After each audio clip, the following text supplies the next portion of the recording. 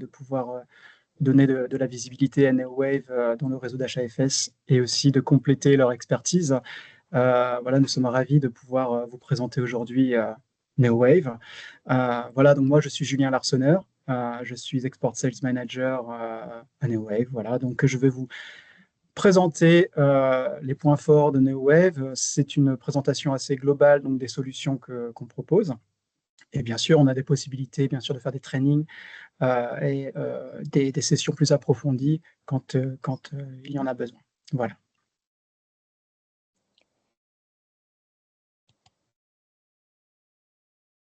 Donc voici NeoWave.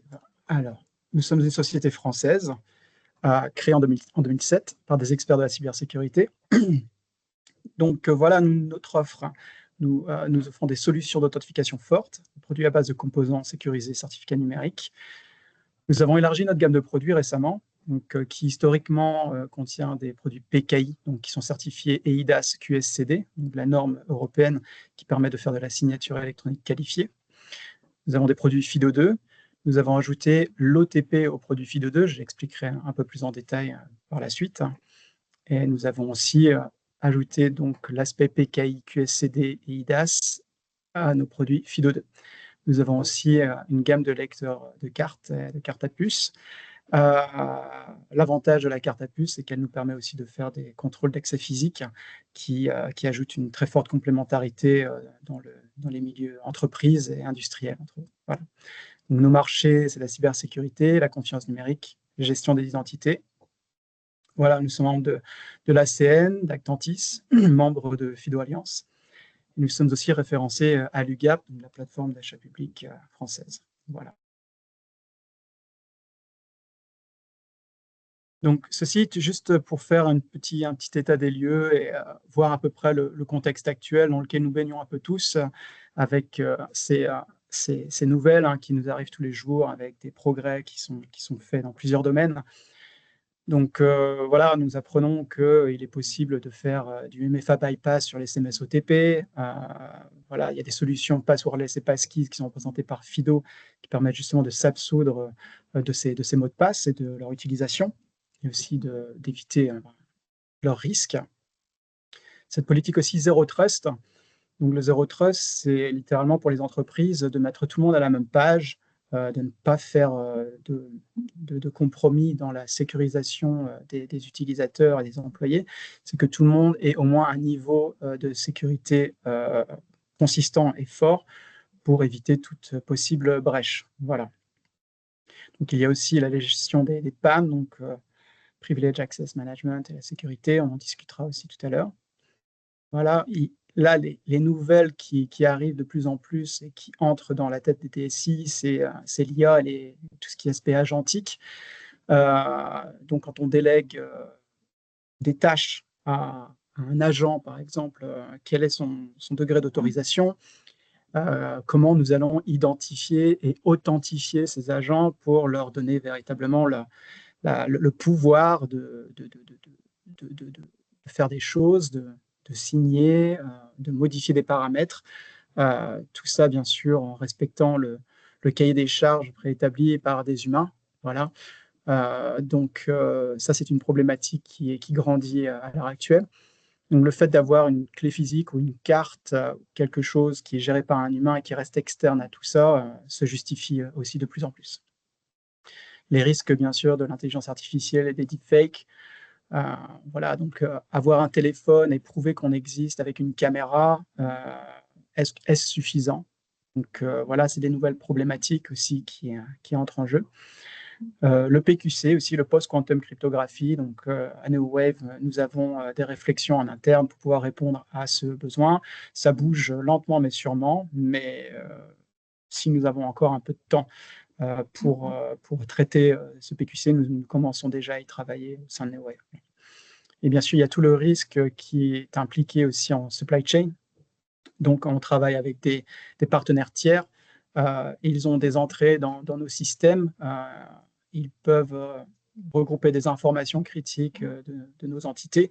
Sont-ils aussi suffisamment protégés? Donc, il y a cet écosystème-là, à l'heure actuelle, dans lequel on baigne un peu tous, qui mérite d'être d'être mentionné et pris en compte, bien sûr.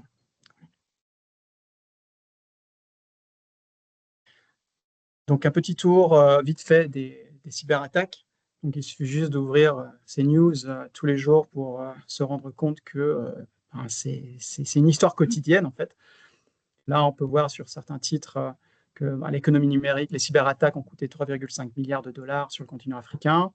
Les cyberattaques en tête des risques les plus craints par les entreprises africaines en 2026. Voilà, une cyberattaque qui a touché Air Côte d'Ivoire. Voilà, donc ça, ce sont des choses quotidiennes et qui touchent une partie des attaques dont les solutions de NeoWave comment dire, empêchent. Voilà. Donc la plaie globale, c'est le phishing. Donc le phishing, c'est la récupération des identifiants, des mots de passe. Donc il y a plusieurs méthodes pour faire ça. Donc il y a l'OSINT, l'Open Source Intelligence, il y a le keylogging, et puis bien sûr le phishing, c'est-à-dire tromper la personne pour qu'elle libère ses mots de passe à la personne qui n'est pas destinée à les recevoir. Voilà. Et les impacts sont majeurs, vous pouvez le voir, il y a des usines qui sont à l'arrêt, qui perdent des millions d'euros par jour par faute d'inexploitation. Voilà, des cyberattaques qui touchent les hôpitaux en France, là, des articles du Parisien, l'usine Nouvelle. Voilà, donc les 3 principaux moyens pour lesquels les attaquants accèdent à une organisation sont le vol d'identifiants, le phishing et l'exploitation des vulnérabilités. Voilà. Donc les identifiants volés sont la principale méthode employée par les cybercriminels pour accéder à une entreprise. Donc pour résumer, les facteurs structurels, il y a l'explosion du mobile money, la digitalisation rapide des États, le manque de SOC nationaux matures, une dépendance fournisseur externe qui augmente, une culture IAM qui parfois n'est peut-être pas assez répandue. Voilà, les techniques dominantes observées, vol d'identifiants, phishing, exploitation de fournisseurs, ransomware et attaque des identités centrées. Voilà, et ensuite, ça amène à un ransomware industriel, fuite massive de données, sabotage d'infrastructures critiques. Énergie, santé, télécom. Donc pour contrer ces risques, à l'heure actuelle, les 3 protocoles les plus répandus en entreprise sont le protocole PKI, donc nous c'est représenté par nos clés PKI, QSCD et IDAS, le protocole FIDO et le protocole OTP. Donc la PKI donc, permet justement la signature électronique via certificat électronique d'authentification stocké dans la clé. D'accord. Ce système-là de PKI a une valeur légale. Donc vous pouvez signer électroniquement des documents légaux et leur donnant une valeur juridique. Mais c'est plus compliqué. Souvent, les PKI sont chers, sont difficiles à déployer, à maintenir. Et souvent, les entreprises sont des très grosses entreprises ou de très grosses institutions qui utilisent la PKI à grande échelle. Ensuite, le protocole FIDO, c'est le protocole le plus récent. C'est le plus B2C, je dirais, en termes de déploiement. Vous n'avez pas besoin d'acheter de certificat électronique. Vous avez juste besoin d'une clé et de l'enrôler sur le compte que vous voulez sécuriser. Ce qui fait que si quelqu'un vous vole vos mots de passe et s'il n'a pas la clé qui a été enrôlée sur votre compte spécifique, tout simplement, il ne pourra pas se connecter, quand bien même il aurait déjà vos mots de passe statiques. Donc, c'est une solution passwordless, sans mot de passe, qui tue dans l'œuf le phishing. Voilà. Ensuite, l'OTP. Donc, l'OTP est une technique un peu différente. Il vous faut un fichier miroir qu'on appelle des graines que vous stockez dans un serveur. Elles sont synchronisées sur la même horloge avec un token ou alors votre téléphone avec une application Google Authenticator, Microsoft Authenticator, ou alors sur un token qui affiche un mot de passe ou une clé comme la clé NeoWave ici. Donc ce protocole en fait a une faiblesse, c'est que la plupart du temps il affiche un mot de passe. Le mot de passe peut être transféré par SMS, ce qui est interceptable. Ça peut être généré sur un token par batterie. Donc le mot de passe est diffusé, donc il peut être intercepté d'une certaine manière. Et vous avez une autre méthode qui est un peu plus sécurisée, c'est de l'injecter via un USB sans écran directement dans la fenêtre, ce qui empêche aussi de taper le mot de passe sur le clavier, ce qui rend l'expérience utilisateur plus agréable et plus sécurisée aussi. Donc, l'OTP est le protocole qui existe depuis très, très longtemps, très utilisé dans l'online banking, entre autres, mais qui, en fait, dispose de plus de fragilité que les deux autres susmentionnés. Voilà.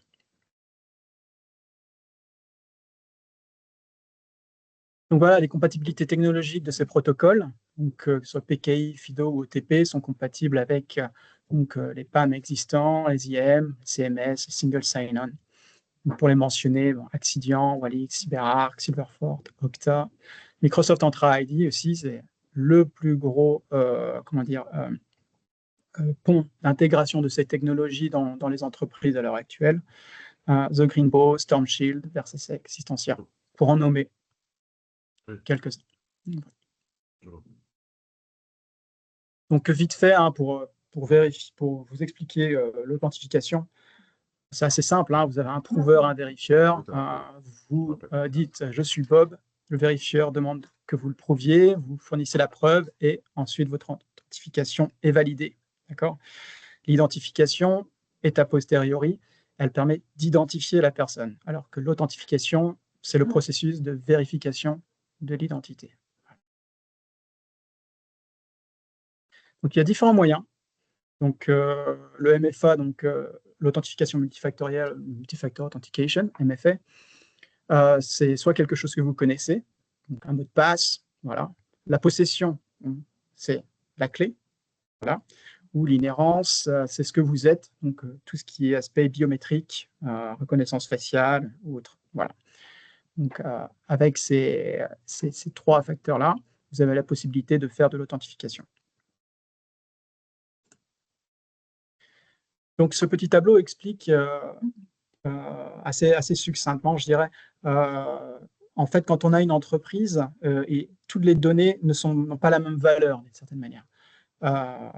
Certains employés vont gérer des données qui sont peut-être moins importantes, et d'autres employés, donc tous les comptes privilèges, bien sûr, sont plus critiques et doivent ajuster le niveau de sécurisation. Donc, en passant du simple mot de passe, qu'il faut complexifier très régulièrement, pour justement augmenter la puissance de calcul nécessaire aux hackers ou aux ordinateurs de craquer vos mots de passe. C'est une contrainte. On les oublie, ils se complexifient. Ensuite, vous avez le MFA, donc mot de passe fort, MFA, ou avec un OTP ou une clé. Ensuite, vous avez des données sensibles, et là, vous devez passer sur une authentification forte qui demande obligatoirement un double facteur, une clé, une connaissance ou une inhérence. Et ensuite, les données très sensibles doivent s'adapter et avoir des niveaux de sécurisation supérieurs. Donc, je l'ai expliqué succinctement, SMS et OTP ne protègent pas contre le phishing, il faut le savoir. C'est tout simplement du fait qu'ils diffusent le mot de passe. Le mot de passe est affiché, il s'affiche quelque part. Donc, ça crée une fenêtre d'opportunité pour les attaqueurs, pour les hackers, et ils peuvent l'exploiter. Donc, quand elle est transférée via SMS, il y a toute une chaîne de valeur qui transfère le mot de passe et qui vous l'envoie sur le téléphone. C'est interceptable. Et ensuite, c'est l'humain. C'est un coup de téléphone au moment où vous recevez votre OTP, où vous le générez sur votre token, et l'attaquant le récupère et dans la fenêtre de temps imparti se connecte à votre place. Voilà. Donc, c'est à bien différencier. Mais je précise quand même qu'avoir un OTP, c'est mieux que de ne rien avoir du tout. D'accord ? Mais ce n'est pas considéré comme une authentification forte à part entière. Voilà, donc pourquoi aller vers l'authentification forte? Tout simplement parce que 90% des brèches sont liées à l'authentification. Voilà, donc le phishing, c'est on récupère des informations sensibles, ça peut être des mots de passe, ça peut être voilà, votre adresse email, tout ce qui fait que vous pouvez vous connecter. Voilà, donc pour des raisons malveillantes.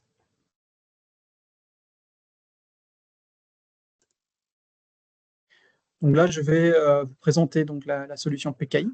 Donc je vais aller en 3 étapes. Premièrement PKI, ensuite FIDO et ensuite OTP. Donc les produits PKI, QSCD, ça permet un contrôle d'accès logique et physique avec nos solutions. Voilà.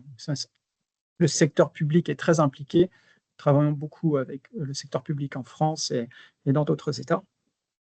Voilà, les hôpitaux, bien sûr, les collectivités territoriales, secteur privé, les OIV, opérateurs d'importance vitale, les ETI, donc tous les grands groupes qui gèrent l'énergie, entre autres, voilà, donc les grosses infrastructures qui permettent au pays de bien fonctionner, et aussi les autorités de certification. Donc il faut noter que nous travaillons avec toutes les autorités de certification françaises à l'heure actuelle. Voilà donc les cartes PKI et les tokens PKI, donc notre Badgeo QSCD, Badgeo hybride QSCD et Winkeo2JA en version type A et type C, en association avec le middleware SafeSign Identity Client, certifié eIDAS, nous pouvons nous greffer dans tout système PKI pour faire de la signature électronique qualifiée. Voilà. Et l'avantage d'avoir la carte, ça permet d'implémenter un contrôle d'accès physique basé sur du Deathfire. Si je fais qu'un employé dans l'entreprise peut ouvrir la porte du bureau, accéder aux installations du bureau, de l'usine ou autre, et ensuite arriver sur son poste de travail et s'authentifier. Donc la PKI, c'est essentiellement des environnements on-prem en opposition du cloud. Donc c'est des environnements qui sont maîtrisés par les entreprises, hein, qui sont plus fermés. Et donc, c'est des environnements où les certificats électroniques sont soit fournis par le gouvernement ou par des routes CA, hein, des certificats racines, qui doivent être en conformité en fonction de ce que vous voulez faire, hein, que ce soit de la signature électronique, signature de PDF, voilà. Donc, ça permet aussi l'authentification forte et l'ouverture de sessions Windows. Voilà, je continue. Voilà, donc vous avez la possibilité, donc avec cette technologie, de faire du logon Windows par carte à puce. Voilà, vous pouvez brancher votre token USB ou la carte avec un lecteur que l'on fournit à votre poste de travail, et vous allez entrer votre code PIN et votre session Windows va s'ouvrir. Voilà. Donc il est impossible de cloner votre identité stockée sur le token ou sur la carte. Donc ça, c'est en natif avec Windows. Voilà notre offre de produits résumée. Donc les clés, les cartes et le middleware SafeSign. Donc la compatibilité est large, bien sûr, hein, Windows, Mac, Linux, Android. Voilà. Donc quelques références sur les solutions PKI fournies par NeoWave. Donc voilà, Crédit Agricole, Transdev, Alliance, Gain D2000 aussi au Sénégal, ministère de l'Intérieur, département de l'Aube, voilà, pour en nommer quelques-uns. Ensuite, le protocole FIDO. Donc c'est un protocole qui devient de plus en plus mature, je dirais. Avant, c'était les très grandes entreprises qui l'adoptaient, le déployaient. Maintenant, c'est beaucoup plus les PME qui emboîtent le pas, notamment parce que c'est des solutions qui sont basées pour le cloud, qui permettent l'enregistrement facilité d'une clé de sécurité à votre compte. Ça peut être un compte perso, hein, ça peut être votre Gmail, votre GitHub perso. Ça peut être voilà, plein de solutions en ligne à l'heure actuelle, de plateformes ont intégré le protocole FIDO. Et cette facilité-là est maintenant de plus en plus intégrée dans les PME, de par la compatibilité avec les solutions cloud existantes, que ce soit Microsoft Entra ID, Google Cloud, Amazon Web Services, nommés. Voilà, on va creuser ça un peu plus. Voilà, donc authentification forte pour le Web Cloud en clé USB, en carte NFC interaction sur téléphone ou en lecteur, voilà, tout simplement. Voilà, donc FIDO, c'est Fast ID Online, c'est une alliance internationale. Voilà, tous les plus grands acteurs de l'IT mondial intègrent à l'heure actuelle le protocole FIDO, ce qui en fait que maintenant, pour adopter FIDO, les contraintes, il n'y en a presque plus. C'est un protocole qui est devenu très très mature au fil des ans, qui peut avoir pour but de remplacer l'OTP. Donc, nous, je l'expliquerai tout à l'heure, nos solutions intègrent aussi l'OTP. C'est dans l'optique d'accompagner les entreprises qui ont toujours de l'OTP, de pouvoir avoir cette continuité dans l'optique de pouvoir migrer vers des solutions qui sont présentes telles que Fido ou la PKI, mais de pouvoir migrer plus facilement vers des solutions qui sont plus simples et plus résistantes. Voilà. Donc ça promeut des solutions interopérables et ça facilite l'expérience utilisateur. Le protocole Fido est véritablement un game changer dans le monde de l'authentification forte. Donc vous pouvez aller sur le site de l'Alliance, le protocole est très bien expliqué. Donc le concept est assez simple, quand vous utilisez par exemple votre compte Microsoft Entra ID en entreprise et que votre DSI se fournit avec une clé Fido et qu'il veut équiper ses employés avec, vous allez recevoir la clé et vous allez pouvoir vous-même vous connecter sur votre compte, donc avec vos mots de passe statiques, ce qui crée une vulnérabilité.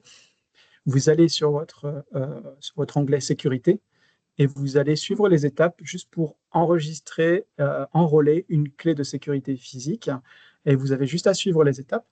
Donc avec cette clé ou cette clé, voilà, vous allez l'insérer dans votre ordinateur quand le protocole va vous le demander.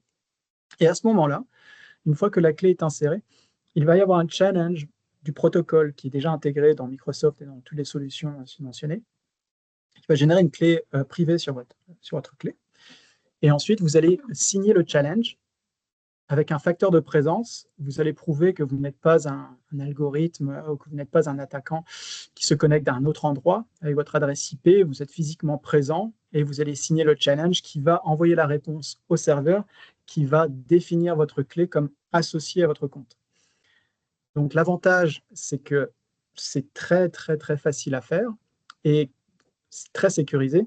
C'est-à-dire qu'ensuite, si vos mots de passe sont dérobés, votre adresse email et vos mots de passe statiques sont dérobés, la personne qui essaie de se connecter je dirais de Paris, Moscou ou Washington n'aura pas la clé et il ne pourra tout simplement pas se connecter. Voilà. Et si vous répétez ce processus d'enrôlement, l'enrôlement, vous ne le faites qu'une seule fois. Par contre, donc vous faites un compte, vous le sécurisez, ensuite c'est fini, votre clé sécurise le compte. Vous n'avez plus besoin de faire l'enrôlement. Par contre, avec une clé, vous pouvez sécuriser plusieurs comptes. Vous pouvez sécuriser 3, 4, 5, 6 comptes professionnels. Et en plus, si c'est autorisé par votre entreprise, vous pouvez aussi sécuriser vos comptes personnels. Donc Facebook, Gmail ou autres. Enfin, tous ces comptes-là qui permettent de faire de l'open source intelligence et de récupérer des informations sur les personnes ciblées. Vous sécurisez une multitude de comptes. Vous pouvez en sécuriser plusieurs dizaines avec une seule clé. C'est un très gros avantage. Donc voici les produits. Donc on a une mini type C qui s'appelle WinKOC Fido 2, qui avait passé la certification ANSI. Nous avons aussi une version USB-A et une USB-C un peu plus large. Donc certains aiment bien les formats un peu plus petits, certains préfèrent les formats un peu plus gros. On perd un peu moins. Voilà. Nous avons une WinKO 2J aussi, qui est Setup 2.1. Donc ça, c'est des niveaux techniques qu'on peut discuter par la suite. Voilà, donc on a la certification Fido niveau 1. Nous sommes en train, pour information, de passer la certification Fido 2, niveau 2. Ensuite, Badgeo Dual Fido 2, qui permet aussi donc, le contrôle d'accès physique en plus du Fido. Donc ça, c'est un avantage majeur. Et nous avons le Badgeo NFC, qui permet en sans contact de faire aussi de l'accès physique et aussi de l'authentification logique Fido 2. Voilà.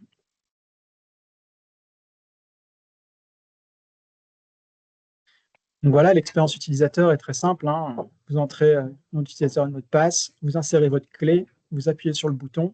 En appuyant sur le bouton, c'est le facteur de présence, c'est User Verification, User Presence. Et donc, vous prouvez que vous êtes présent sur cette session, que vous n'êtes pas ailleurs, et ensuite, vous vous connectez. Voilà, c'est extrêmement simple. Voilà donc les services web compatibles Fido, comme je l'ai mentionné déjà. Donc il y a plus de 400 fournisseurs de services IT dans le monde qui ont adopté les standards Fido. Nous sommes qualifiés, référencés par Microsoft.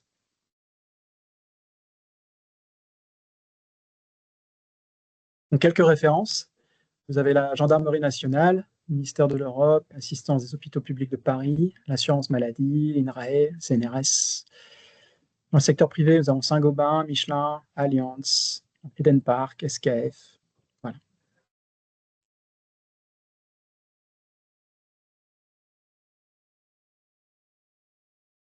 Donc, je vais terminer par le protocole OTP. Donc, le protocole OTP, c'est simple, hein, vous avez deux secrets. Vous avez un secret qui est stocké dans un serveur et vous avez un secret qui est stocké dans votre téléphone ou dans une clé ou dans un token.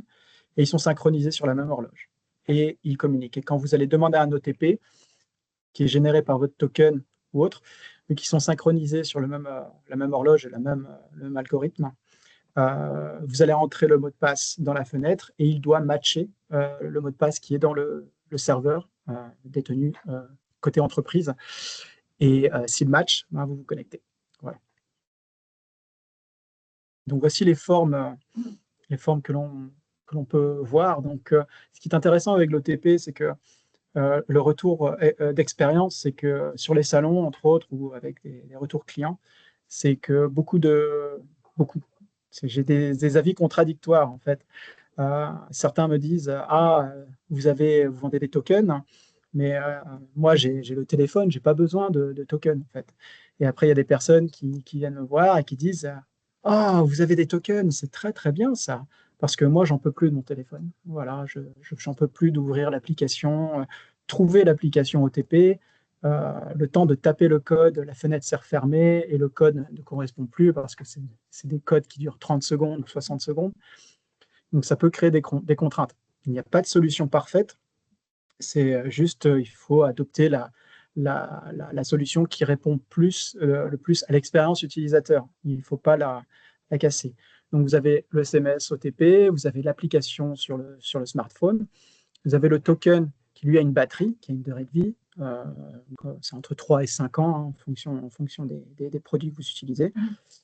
Voilà, donc ça, c'est l'aspect traditionnel. L'aspect NeoWave, nous avons un OTP Manager, voilà, qui vous permet de stocker, de gérer vos graines dans notre OTP Manager et de les importer directement dans le token ici. Et ensuite, l'OTP Manager va détecter automatiquement que vous avez une clé et va transférer la graine automatiquement dans la clé. Ce qui fait que le service ensuite auquel vous allez vouloir vous connecter, vous allez insérer la clé et le token OTP va être inséré automatiquement, va insérer le mot de passe dans la fenêtre. Vous n'avez pas à taper de chiffres dans une fenêtre, c'est fait automatiquement, ce qui est très, très pratique. Voilà, en plus du FIDO2, entre autres, comme je vais le montrer maintenant. Voilà. Donc, dans notre offre, on a décidé d'associer le FIDO2 et l'OTP parce qu'il y a des entreprises, en fait, qui n'ont pas encore adopté du FIDO2, qui utilisent de l'OTP depuis très, très longtemps. Il y a beaucoup de banques qui continuent à utiliser l'OTP. Il y a des cas d'usage, par exemple, Unicredit en Italie, qui utilisait de l'OTP de manière très, très, pendant des très longues années. Ils avaient un radius et ils étaient en train de discuter avec des grosses entreprises cloud, sur Microsoft ou Google, et puis ils en ont choisi un. Et ces protocoles-là, ces entreprises-là avaient déjà intégré le FIDO2. Et pour eux, c'était intéressant d'avoir les deux protocoles. Donc, ça permet de gérer une transition aussi. Donc, il y a une véritable valeur ajoutée à proposer différents protocoles, soit parce que dans les faits, l'entreprise a besoin des deux et qu'elle va en avoir besoin pendant longtemps, soit ils veulent gérer une transition. Donc, vous pouvez mettre des clés en main de collaborateurs. Ils vont utiliser l'OTP pendant un certain temps, mais déjà, la plateforme qu'ils utilisent est déjà FIDO2. Donc, ils pourraient déjà enrôler les clés eux-mêmes sans avoir à créer de la friction avec le département DSI du CTO. Et ça permet une diffusion de l'authentification forte beaucoup plus simple et naturelle, je dirais. Voilà. Donc, nos produits FIDO2 plus OTP donc, sont bien sûr en USB-A et USB-C et aussi disponibles en format carte avec puce et sans puce, avec puce contact et sans puce contact. Donc voilà, on adapte véritablement les composants et les ingrédients. Ça permet aussi d'être très ajusté sur le budget, bien sûr. Donc, ce dont vous avez besoin, nous le fournissons, ce qui permet d'être beaucoup plus efficace et plus compétitif aussi que la concurrence. Voilà. Donc, bien sûr, toujours l'accès physique intégré dans les cartes. Et nous l'avons fait aussi avec la PKI.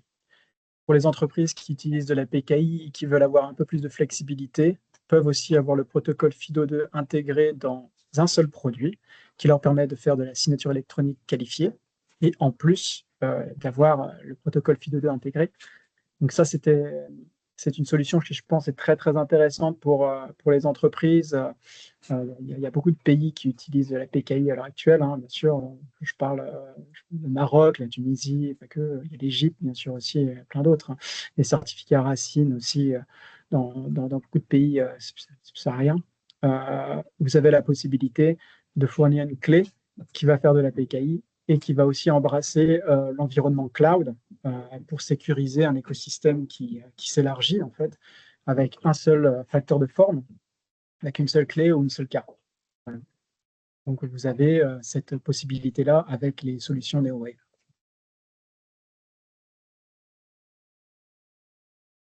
Donc, ici, c'est un petit tableau récapitulatif qui est disponible à la demande, bien sûr, hein. Donc, il y a HAFS. Donc, notre gamme PKI, notre gamme FIDO2, notre gamme FIDO2 plus OTP et notre gamme FIDO2 plus QSCD plus PKI. Voilà. Donc, il faut comprendre que nos produits sont au minimum certifiés CCEL5+. On va jusqu'au CCEL6+. Nous visons l'excellence de la sécurisation. Okay. Il faut savoir que la compétition sur le protocole FIDO2, par exemple, a pu avoir quelques vulnérabilités que NeoWave n'a pas eu. Il faut comprendre que NeoWave est une équipe d'experts. Nous sommes une équipe réactive. On n'est pas un très, très grand groupe, honnêtement, ce qui est un avantage dans le sens où, quand il faut de la réactivité, ça ne met pas des semaines ou des mois. Et ça, c'est primordial. C'est primordial. Au regard des protocoles qui sont utilisés en PKI, FIDO2, OTP, il faut toujours un suivi technique parce qu'il y a toujours des ajustements techniques qui peuvent être faits ici ou là. Et il faut une grande réactivité, une précision. Donc l'avantage de NeoWave, c'est qu'on ne laisse pas nos partenaires ni nos clients dans le flou, et la réactivité est sous 24 heures. Donc il n'y a pas de latence de notre part par rapport à ça. Donc pour finir, nous avons aussi nos lecteurs de carte à puce, donc lecteurs contact, lecteurs sans contact, des lecteurs de carte SIM aussi. Nous avons un Wineo ASIM qui permet un logement tag RFID et NFC, et aussi un lecteur à base verticale.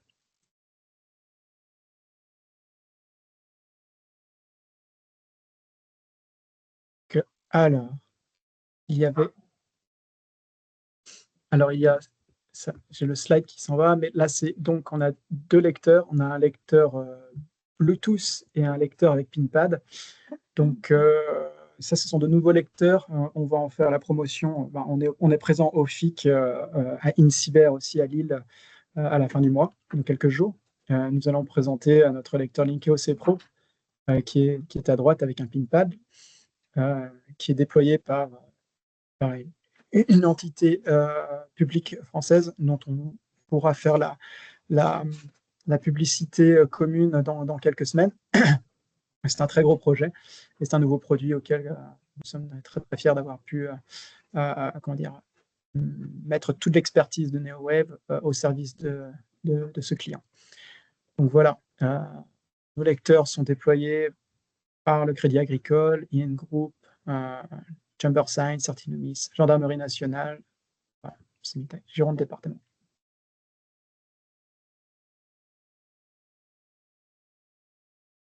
Donc rapidement, les avantages compétitifs de NeoWave. Donc là, nos produits sont 100% conçus et fabriqués en France. Donc assemblage et personnalisation.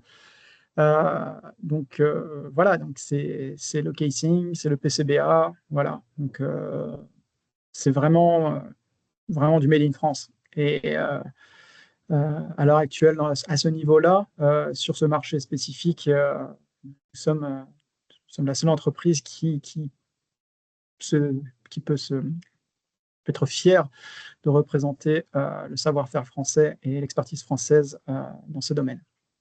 Voilà, donc qualité, sécurité, produits conçus pour une fabrication française européenne. Nous personnalisons votre produit. On peut leur donner un numéro unique avec des logos ou autre. Donc, tout ça, c'est possible.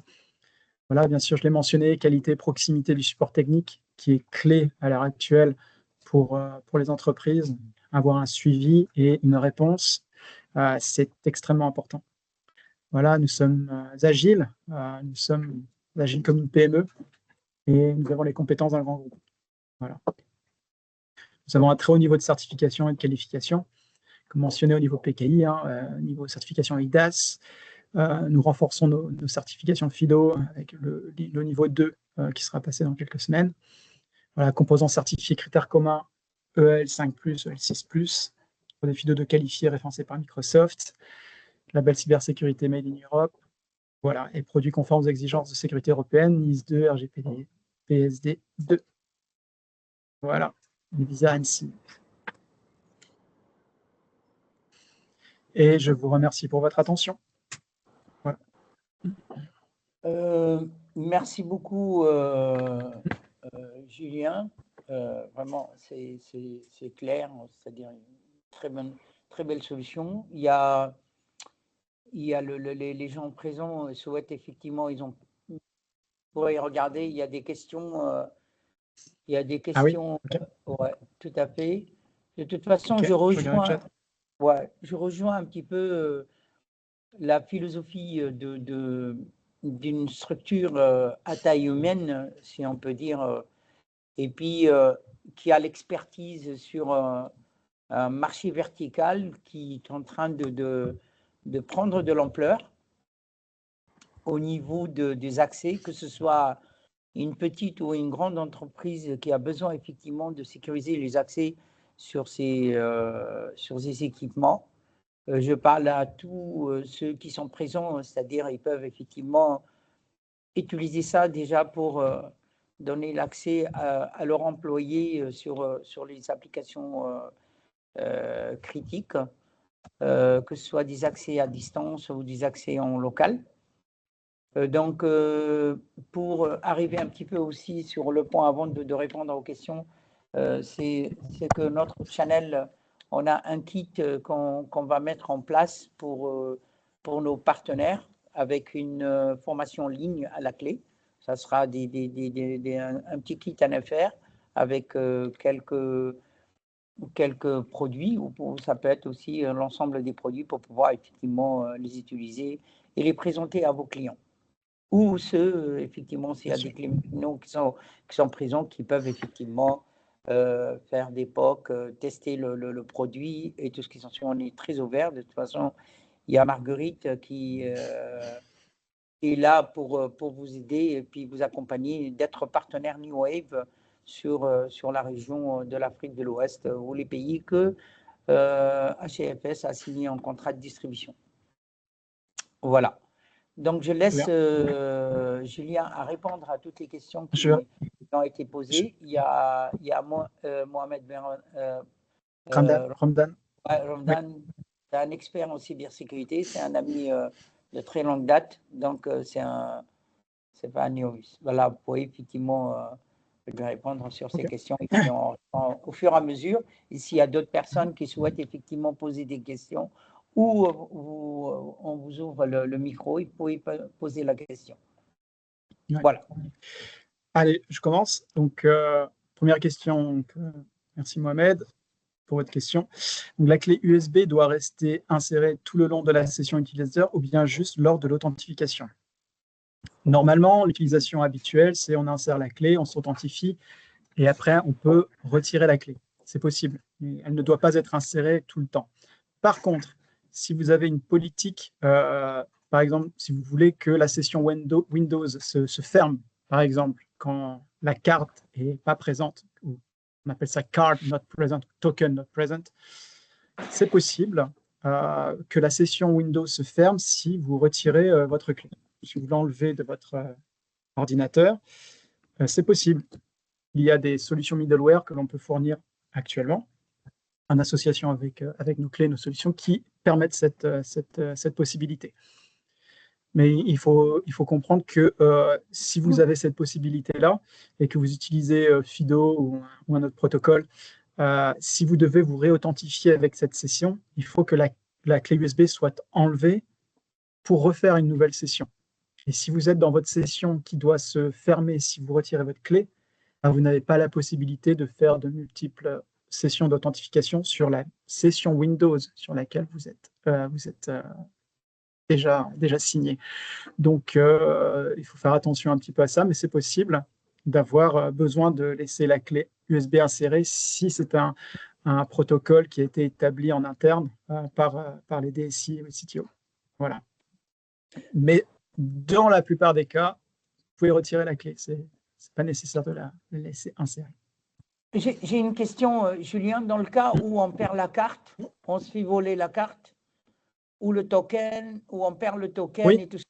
Alors, c'est comme une carte de crédit, il faut vraiment alerter le DSI ou le SSI de lui dire, voilà, j'ai égaré ma carte, ou j'ai cassé ma carte, ou je me suis fait voler, enfin tout ça, quoi. Oui. Bah, en fait, ça dépend des protocoles que vous utilisez. Hein. Si vous avez un protocole PKI, par exemple, si vous êtes un compte privilège, vous aurez peut-être une carte backup, d'accord? Ou si vous avez un compte FIDO et vous êtes un compte privilège, c'est possible d'avoir une clé backup. Parce que, bon, à la base, on dit que rien ne se perd, rien ne se crée, tout se transforme, mais quand même, on finit par perdre ces objets. On peut perdre un téléphone, on peut tout perdre. Donc, il n'y a pas de solution miracle, je dirais, parce que s'il y avait une solution miracle, tout le monde l'aurait, elle existerait déjà. Donc, ce n'est pas le cas. Donc, la promotion la gestion de ce problème de perte, c'est d'avoir une clé backup. Donc, quand vous utilisez par exemple le protocole FIDO2, vous enrôlez une clé, mais vous pouvez en enrôler une deuxième. Donc, ce qui fait que vous faites 2 enrôlements sur le compte auquel vous devez avoir une continuité d'accès quasi permanente. Le scénario idéal, c'est ça, c'est-à-dire que vous avez une clé, vous perdez une clé et vous en avez une deuxième, vous savez où elle est, vous en êtes responsable, et vous rentrez chez vous, vous récupérez cette clé et vous pouvez continuer à travailler. Et après, vous pouvez vous-même, avec le protocole FIDO2 par exemple, répudier la clé que vous avez perdue. Donc, vous l'effacez de votre compte et vous en enrôlez une autre. Et comme ça, vous ne perdez pas, vous ne créez pas de rupture qui peut durer parfois plusieurs jours, ce qui peut créer de très gros problèmes en fonction de ce que vous faites pour l'entreprise. Donc ça, c'est une solution. Pour l'aspect PKI, c'est quelque chose qui est un peu plus spécifique. Donc là, il faut peut-être une deuxième clé, il faut un deuxième certificat électronique issu qui est valide avec votre compte. Donc après, ça, c'est les DSI qui doivent gérer ça. C'est en fonction, quoi. Et après, avec l'OTP, vous pouvez avoir plusieurs OTP, mais habituellement, c'est un OTP par compte. Mais vous pouvez avoir sur une clé plusieurs OTP. Donc oui, ça crée de la contrainte. Mais la contrainte, elle est créée, que vous perdiez votre téléphone, que vous perdiez une clé ou autre, c'est la même. Donc voilà. Je ne sais pas si j'ai bien répondu à ta question.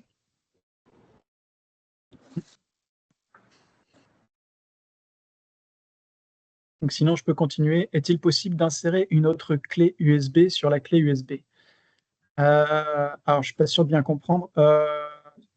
On peut insérer plusieurs clés USB sur l'ordinateur. On peut avoir une clé de mémoire et la clé PKI ou la clé FIDO sur son port, sur différents ports USB, il n'y a pas de problème.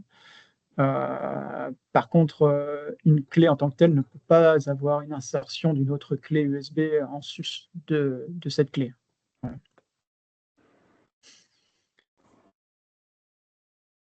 Voilà. Ensuite, alors Microsoft Authenticator est de quel type d'authentification ici? Alors Microsoft Authenticator, c'est un OTP. Donc, c'est un OTP, c'est un mot de passe à usage unique qui dure de 30 à 60 secondes. Donc, quand vous utilisez Microsoft Authenticator sur votre téléphone, c'est un OTP. Vous transférez la graine, donc le secret, qui est stocké dans le serveur de l'entreprise qui a une solution Microsoft, d'accord? Et la graine est exportée sur votre téléphone via un QR code, voilà. Et la graine est générée par ce QR code et stockée dans votre téléphone. Donc c'est synchronisé. Et donc c'est pour ça que quand vous devez avoir accès à cet OTP, vous devez allumer votre téléphone, vous devez avoir trouvé l'app Microsoft Authenticator et l'ouvrir. Et après, recopier donc, le mot de passe sur votre clavier, voilà, sur votre téléphone. Voilà. Il y a Noël qui demande la parole. Oui. Noël? Bonjour, monsieur. Bonjour. Ok. Moi, je voudrais avoir de plus amples informations sur vos solutions d'authentification forte et puis aussi la solution PAM et IAM. Est-ce qu'il y a possibilité de faire un POC? Parce que, à vrai dire, moi, je suis en plein déploiement. Bientôt, j'ai déployé ces différentes solutions. Donc, c'est pour ça que je voudrais avoir avec M. Samy s'il y a une possibilité Bien déjà. sûr. Bien sûr, c'est possible. Et comment cela se passe? M. Samy? Oui, je suis là, bonjour. Il n'y a pas de problème. Donc, ça veut dire que, en fait, ce que tu souhaites, c'est d'avoir un POC avec la partie PKI, en fait, la partie authentification forte intégrée avec une solution PAM et IAM, c'est ça? Oui, bon, pour l'IAM, ce n'est pas validé. Bon, je pourrais faire avec le PAM et puis intégrer avec une solution authentification forte. Parfait. De toute façon, il faut se rapprocher, il faut se rapprocher effectivement de AK sur la partie technique et on a un produit effectivement qui permet de faire ça, c'est Accedion que nous, qu'on lance à partir de la semaine prochaine, on pourrait effectivement faire des choses. Il y a Sophia qui est présente avec nous dans d'Accedion, qui est la country manager. On pourrait effectivement nous envoyer juste un petit email pour nous définir le besoin et puis on va faire le POC sans problème. D'accord. Voilà, et après, on pourrait effectivement rajouter la partie authentification forte avec la partie PAM et tout ce qui s'ensuit, c'est-à-dire tous les accès avec des cartes ou des comment ça s'appelle, des dongles. OK? Donc, je laisse Julien à répondre aux autres questions. Il y a une question qui a été faite par alors, qui c'est par il y a Aristide, je crois. Il y a, oui. Il y a Thierry qui Wintom Thierry qui a posé une question. Il dit Microsoft Authentificateur et de quel type d'authentification ici? C'est un OTP, je viens d'y répondre. Ouais. Ah, ok, super. Bon, parfait, parce que moi, j'ai été déconnecté entre-temps. Donc, on va à Aristide. Il dit que… Alors, quelle est la différence entre OTP et le NFC, c'est ça? Oui, c'est très bien, oui, absolument. Ouais. Alors, l'OTP, c'est le one-time password, c'est littéralement un mot de passe à usage unique. C'est le mot de passe qui est injecté dans la fenêtre qui est la couche de sécurité qui permet justement d'avoir accès à son compte, d'accord? En plus du mot de passe statique et de son adresse email, voilà, c'est credentials. Donc ça, c'est l'OTP, d'accord? Le NFC, c'est Near Field Communication, c'est un protocole sans contact. Donc le NFC, la puce NFC, c'est ce qui est présent dans votre téléphone qui permet de faire du sans contact, de payer Apple Pay ou autre, voilà. C'est aussi présent dans les cartes de paiement pour faire des paiements sans contact ou autre. Donc le NFC n'est pas un protocole d'authentification forte, c'est un protocole de communication qui est sans contact, voilà, qui s'associe souvent à avec des cartes à puce contact et sans contact. Donc, une carte comme celle-ci, par exemple, qui n'a pas de puce, bon, elle est sans contact, elle est NFC. Voilà. Ok, Voilà. alors on peut l'oublier, j'ai un seul port USB, ok. Alors, il y a un autre Pour résumer fédérateur. l'OTP, Voilà. après. Il y a Joachim Quadio qui dit qui dit les nouvelles versions de laptop ont de plus en plus un seul port USB-C qui nécessite des mini-docks ou des docking stations pour avoir plus de ports USB et autres ports. Donc, dans le cas, par exemple, moi, j'ai un Macintosh, là, aujourd'hui, mais je n'ai pas un port USB. Je fais comment? Il n'y a pas de port USB sur le Mac? Oui, Ah non, non, oui, absolument. Ah non, On a un adaptateur. forcément un USB. Non, non, sur On a de l'USB-C aussi. Hein. Donc, vous voyez l'USB-C. Donc, pour les Macs qui sont très USB-C, il n'y a pas de problème aussi. Hein, donc, excellent, excellent. Et s'il y en a moins, c'est vrai qu'il y en a de moins en moins, c'est vrai, il faut, si vous avez besoin d'insérer beaucoup de clés USB type A, type C, il faut une extension. Ouais. Il n'y a pas de, ouais, j'ai compris la question la question de notre partenaire Joachim. Il a des solutions effectivement de pouvoir avoir plusieurs comment ça s'appelle, ports USB. Il n'y a pas de problème, Joachim. Ouais. On va se retourner vers toi quand on a cette problématique, où on pourrait effectivement que nos partenaires ils puissent se fournir chez toi. Pas de problème. Donc, alors, alors, Kwasi Anderson, dans les environnements où les clés USB ne sont pas autorisées, prenez-vous en compte les Securids? Les Securids. C'est possible. C'est vrai qu'il y a des environnements où les ports USB sont condamnés, donc ne sont pas autorisés à être utilisés pour justement préserver l'intégrité de la sécurité de l'infrastructure. Alors, c'est des scénarios qui sont déjà posés à nous. Ça dépend comment dire, si on peut faire un protocole sécurisé et que seules nos clés peuvent être autorisées à interagir avec l'environnement prédéfini par les DSI et le CTO de l'entreprise, c'est possible de créer une sorte de secure channel pour les clés autorisées. Oui, c'est possible. Mais il faut faire un petit peu d'intégration et il faut discuter avec les équipes. Voilà. Excellent, c'est une très bonne question et une très bonne réponse. Merci, voilà. Julien. C'est parfait, ça. Il y a une autre question aussi, juste avant. C'est de Wilfried Zon, là-bas.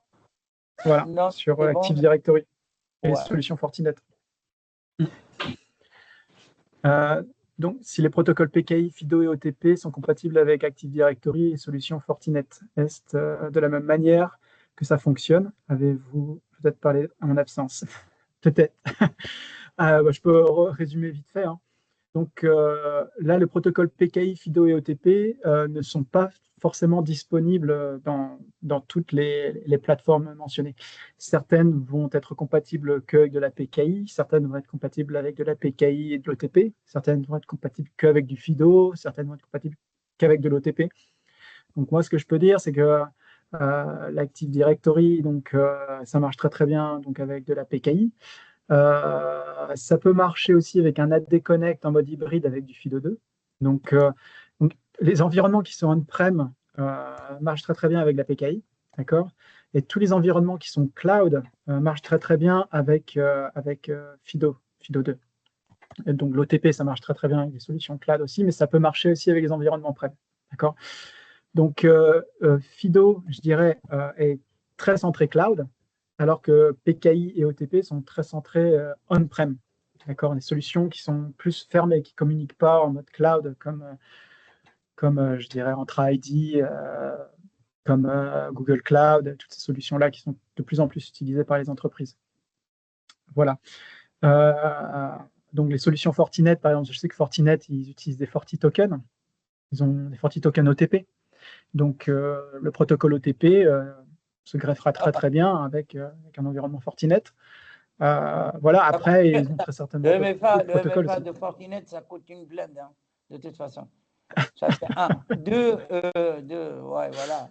Et puis la deuxième, c'est-à-dire que Fortinet, il faut effectivement un boîtier et c'est-à-dire la solution en promise. Et puis la deuxième, c'est-à-dire où il faut s'authentifier au niveau du cloud. Et ça, c'est pas très bon pour la sécurité avec toutes les, comment s'appelle, les vulnérabilités qui existent aujourd'hui. Une question très importante, Julien, c'est-à-dire la solution d'authentification, elle est en promise, on est bien d'accord? Pas pour tous les protocoles. Je La parle, PKI, par exemple, pour les solutions aujourd'hui de chez New Wave, c'est-à-dire c'est une application locale qu'on pourrait effectivement pour gérer les clés. On est bien d'accord? Oui, pour la PKI, on a un middleware. On a un middleware SafeSign qui est certifié eIDAS avec nos clés. Donc voilà, vous pouvez importer les certificats électroniques, les répudier, voilà, donc établir le PIN sur le token. Voilà, donc toute la PKI est gérée via ce middleware-là. Le FIDO2 n'a pas besoin de middleware spécifique. C'est ça qui en fait sa force aussi de ce protocole. Il est cloud, mais il n'y a pas besoin d'installer d'outils spécifiques sur son ordinateur pour gérer le protocole FIDO2 en tant que tel. Pour gérer l'OTP, vous avez besoin juste de télécharger notre OTP Manager pour pouvoir gérer le transfert des graines, des secrets OTP qui sont associés à votre compte. Ça peut être Microsoft, Office 365 ou autre, et vous l'exportez. Il y a une souveraineté en local, c'est ça qui est important. Oui, c'est gérable, bien sûr. D'accord. Alors, Monsieur Joseph Tafo, peut-on utiliser les cartes à puce sur PC? Si oui, avez-vous des lecteurs, bien sûr, en USB pour les PC? Peut-on utiliser les cartes à puce en contrôle d'accès physique avec les clés USB FIDO? Peut-on ouvrir sa session sur n'importe quel PC de réseau et obtenir son bureau? Donc, il y a deux questions. La première, je pense... Alors, bah oui, on a des lecteurs. Donc, ça permet de faire le lien avec la carte. On a des lecteurs aussi sans contact. Donc, faire le lien avec un lecteur sans contact ou un lecteur contact sur l'ordinateur. D'accord. Et vu qu'on est sur le format carte, on a la possibilité de faire du contrôle d'accès physique avec. D'accord. Donc, on peut avoir une autre puce qui permet d'ouvrir les portes du bureau ou de l'usine ou de l'entreprise. Une fois que l'intégration, nous on utilise le protocole Deathfire, qui est le protocole le plus répandu au niveau mondial pour le contrôle d'accès. Et on peut l'associer avec de la PKI, on peut l'associer avec du FIDO de l'OTP, de la PKI et du FIDO. Voilà. On peut faire tout ça en une carte chez NoWave. Voilà. Alors, il y a une très bonne question là de Yannick Kidjo. Bonjour à tous. J'ai une question. Peut-on pirater ou cloner une clé FIDO? Alors, c'est une bonne question. Je pourrais mentionner la concurrence. Bon, après, si vous tapez Side Channel Attack, clé FIDO, vous allez trouver un concurrent qui a subi ce type d'attaque. C'était une exploitation de librairie d'un fabricant de puces. Donc voilà, c'est-à-dire que nous, de notre côté, on a nos propres librairies, on maîtrise nos produits, on utilise les nôtres. Donc, on a un contrôle absolu sur nos produits. Donc là, on rentre dans le détail, mais quand vous utilisez des composants, des Secure Elements ou des puces, vous avez la librairie du constructeur. C'est un peu comme si vous utilisiez un macOS, d'accord? Tandis que quand un fabricant utilise sa propre librairie, il passe un peu en mode Linux. Donc, c'est propriétaire, c'est le mien. Donc, ça donne moins envie aux attaquants de se frotter énergiquement à vos produits parce qu'ils sont moins mass market. Donc, ça sécurise déjà beaucoup plus l'environnement de maîtriser, comme NeoWave le fait, ses produits avec sa propre main à la pâte pour le contrôle des puces. Voilà. Et pour cloner les secure elements qui sont utilisés dans nos puces ne permettent pas de cloner les secrets comme ça. Il faut véritablement attaquer les clés physiquement, c'est-à-dire qu'il faut qu'elles vous soient volées, il faut qu'elles soient mises en laboratoire avec des outils qui coûtent très très cher, plusieurs dizaines de milliers d'euros, pour pouvoir faire une attaque, et ils ont besoin de temps pour ça. Donc, il leur faut des heures. Les attaques qui ont été faites, le side channel attack de Ninja Lab, hein, qui est un laboratoire français, ça a duré plusieurs heures. Donc, ça a duré très longtemps. Donc, ça permet, comment dire, c'est très, très difficile. C'est-à-dire que vous avez le temps, dans ce laps de temps, de vous rendre compte que vous avez perdu votre clé, et vous pouvez, avec votre clé backup, comme je l'ai mentionné, vous reconnecter à votre compte et répudier la clé qui est peut-être en train d'être triturée par, je sais pas moi, les services secrets ou d'autres personnes malveillantes qui voudraient cloner votre clé. Voilà. Donc, ça veut dire que c'est comme on perd sa carte de crédit, il faut tout de suite annoncer la perte tout de suite, en fait. Voilà. C'est ça. C'est-à-dire même dans le cas où ça prend des heures derrière, de toute façon, rien n'est faillible, il y a toujours une faille quelque part. Donc, si on perd tout de suite, il faut aller alerter à l'instant même. Si, bien sûr. Si vous avez une clé PKI, c'est déjà, bon, c'est protégé par PIN, hein, de toute façon. Donc, qui n'a pas accès au PIN n'a pas accès, bien sûr, à la clé. Que ce soit sur le protocole FIDO aussi, c'est ainsi.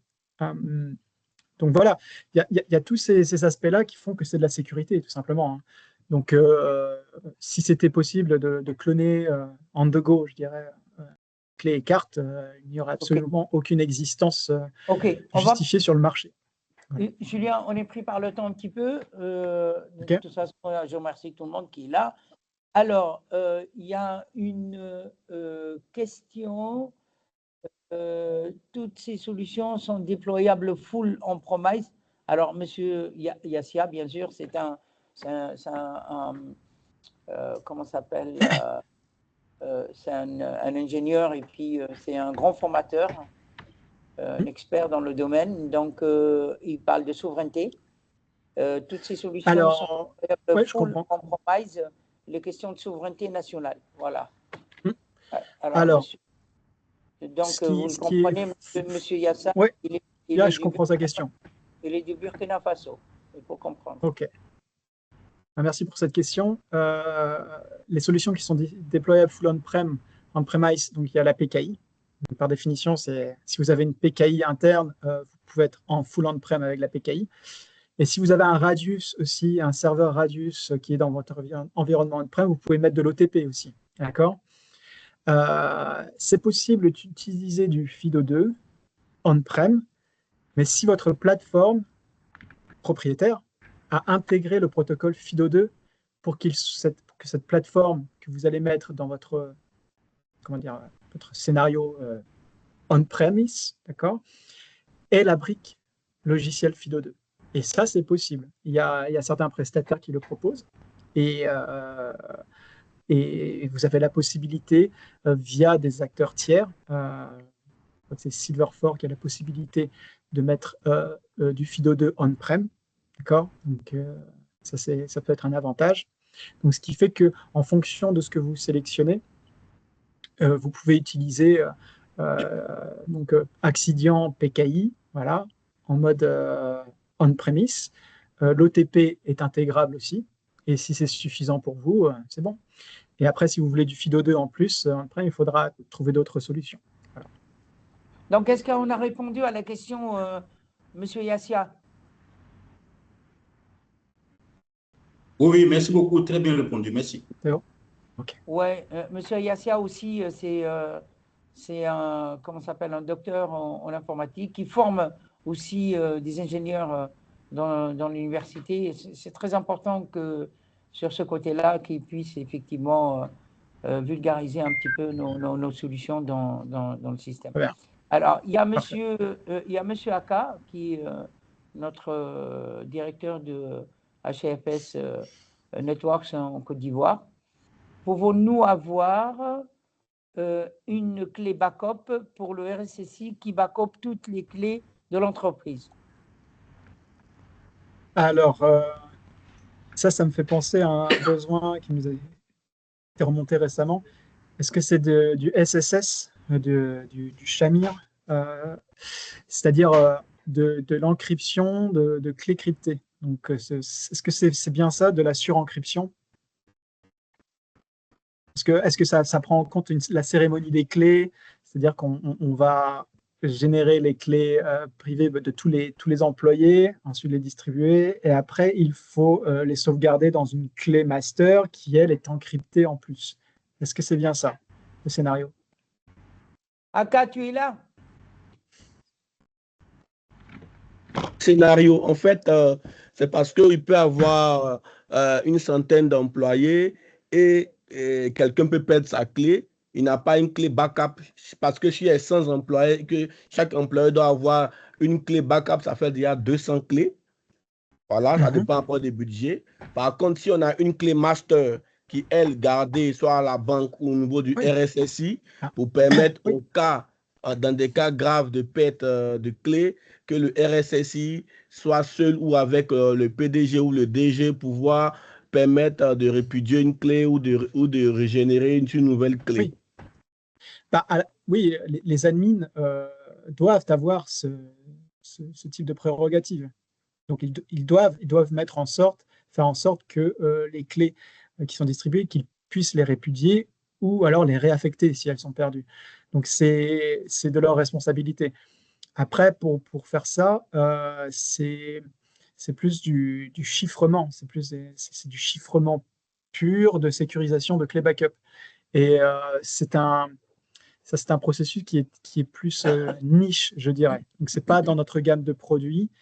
C'est quelque chose qu'on pourrait faire, mais le marché est trop petit pour que l'on puisse se lancer dans ce processus-là. Mais c'est tout à fait possible. Et il y a des acteurs qui fournissent ce type de solutions qui permettent à l'admin de sécuriser justement toutes ces clés et de pouvoir après y avoir accès quand c'est nécessaire. Donc, soit pour les répudier ou alors pour les réaffecter. Voilà. Il y a une Mais on question. peut fournir plus de détails hein, si c'est nécessaire. On peut discuter.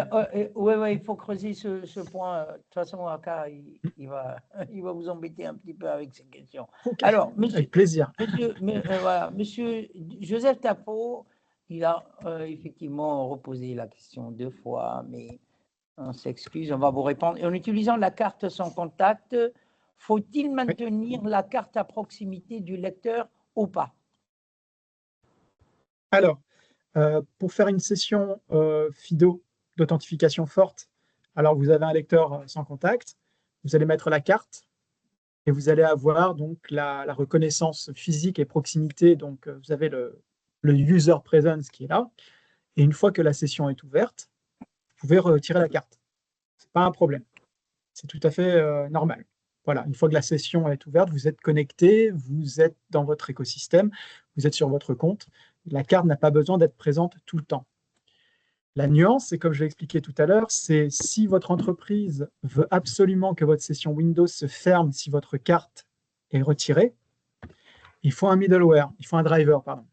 Donc, vous installez un driver, on peut le fournir, vous installez un driver sur votre station de travail, et dans ce cas-là, la carte doit être toujours sur le lecteur, insérée dans le lecteur contact ou posée sur un lecteur sans contact.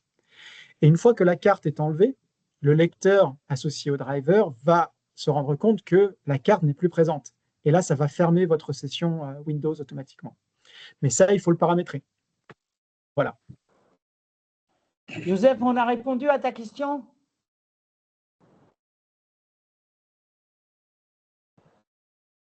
Allô, Joseph? Oui, merci. Merci beaucoup, merci.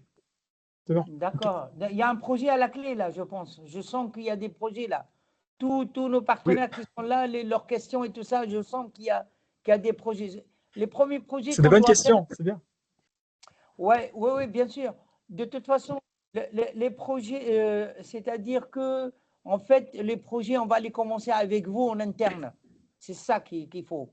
Et là, la maîtrise des produits, là, vous pouvez effectivement avoir de l'expertise sur cette solution et vous allez voir, il y aura vraiment de la demande là-dessus. En fait, c'est vraiment, il faut répondre aux bonnes questions et bonnes réponses de sécurité et des accès. Ça, c'est important. De toute façon, on va vous contacter plus tard et puis on essaiera de voir ceux qui ont des projets à la clé et on pourrait effectivement un accompagnement technique avec notre ami Julien et son équipe. Et puis, il y a M. Aka qui est là aussi pour vous accompagner, pour faire des POC et avancer les choses. Okay. De toute façon, comme je vous l'ai dit tout à l'heure, il y aura une session de formation, mais après avoir acquérir quelques produits quand même, un petit kit en affaires, comme je vous ai dit, avec une formation. On vous fera la proposition plus tard. Marguerite fera le suivi avec vous. Voilà. Est-ce qu'il y a d'autres questions? Donc, on a 2 minutes. Et puis, on vous remercie pour votre présence et tout ce qui s'ensuit. Est-ce qu'il y a une autre question? Non. Donc,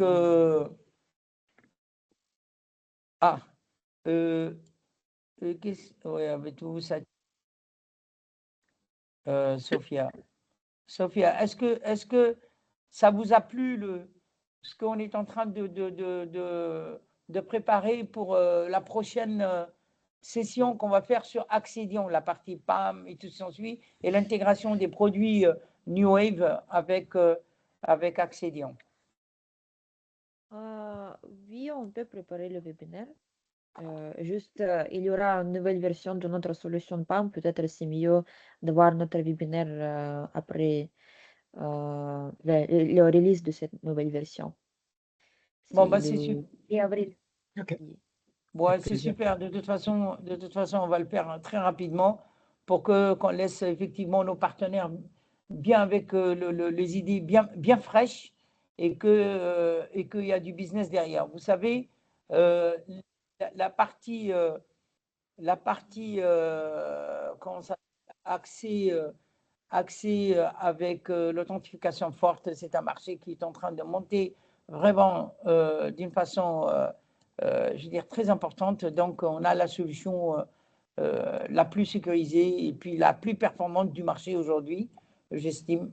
Et puis, voilà. Alors, est-ce qu'il y a d'autres questions? S'il n'y en a plus de questions, donc, Julien, je te remercie infiniment. Je pense que… Ah non, c'est moi qui te remercie et toute l'équipe d'HFS dessus. Voilà, merci à vous. Hein. Je pense qu'il y a eu quand même de l'intérêt sur la solution. Il y a du monde qui sont vraiment présents aujourd'hui. Je remercie tout le monde de toutes les manières. Et puis, merci à vous. Voilà, et à très bientôt. Merci Julien. Merci pour tous nos partenaires qui nous font confiance tous les jours. Il y a toujours de l'innovation. Il faut toujours suivre nos webinaires. En général, on les fait toujours les webinaires, les rendez-vous du jeudi. En général, le jeudi, 10h30 GMT, Côte d'Ivoire, Afrique, et GMT +1 par rapport à la France. Donc voilà, à très bientôt. Certainement, il y aura un event qu'on va organiser plus tard avec Accedion, avec New Wave, avec les solutions de cybersécurité à Abidjan et puis dans d'autres pays. Voilà. Alors, avec plaisir. Voilà, merci beaucoup. Donc, je remercie tout le monde pour la présence. Merci, Julien. Merci beaucoup. Merci. À bientôt. À bientôt. Oui, là,